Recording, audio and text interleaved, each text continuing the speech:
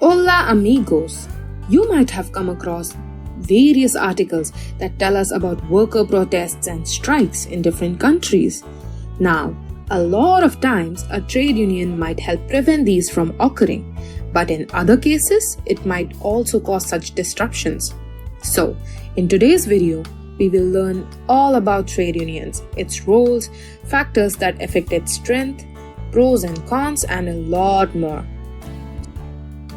So, starting with, what are trade unions? It is an association of workers formed to represent their interests such as improvements in pay and working conditions, etc.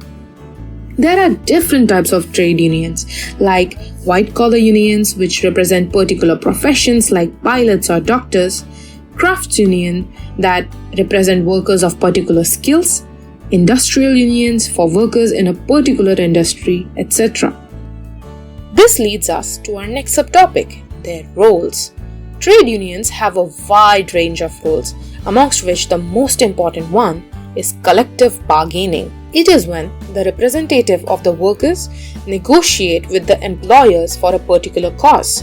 They put out various arguments in support of the negotiation, such as, for example, if the inflation rate has increased, the cost of living would have increased as well, and hence the workers might need a pay rise.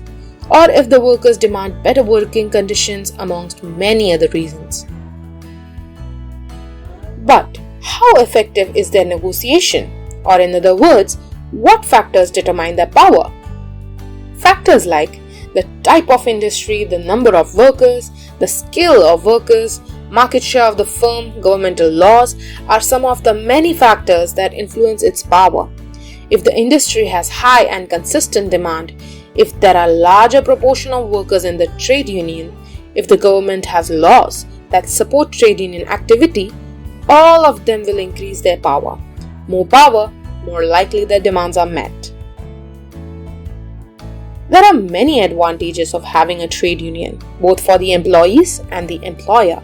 For the employees, it can become a channel to communicate their grievances to the employer. This also helps in reducing the stress level of workers. Many trade unions also help workers by educating and training them, which will make them even more skilled and get better job opportunities. Non-unionized workers also benefit. For example, a pay rise that is put forward by unionized members will increase the wages for non-unionized members as well. As for the employers, it is less stressful and less time consuming to understand the needs of the workers, since it is better to negotiate with workers as a group than as individuals. However, on the flip side of the coin, there are some downsides as well.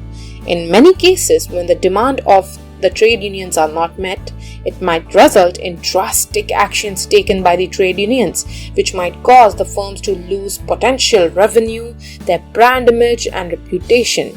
The firm's costs will also increase if the workers undergo strikes and overtime bans. The firm's flexibility will also reduce.